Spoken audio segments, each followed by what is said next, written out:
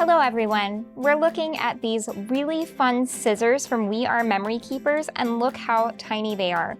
These are only 4 inches long and they're 2¼ inches in length, and then the blade length is 1.75 inches, so they're super tiny. These are perfect for fussy cutting, for cutting washi tape, ribbons, just kind of perfect little scissors to keep in your workspace for those quick little snips that you need to do.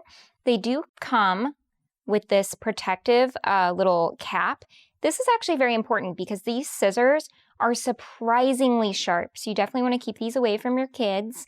So I'm going to go ahead and show you what these look like cutting out some paper from Dear Lizzie.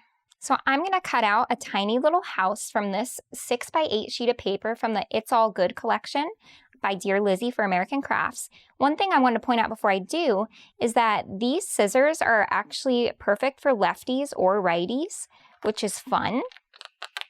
And look how easily this just cuts right through. Like I said, this is very sharp. So watch your fingers when you're cutting out tiny little things like this.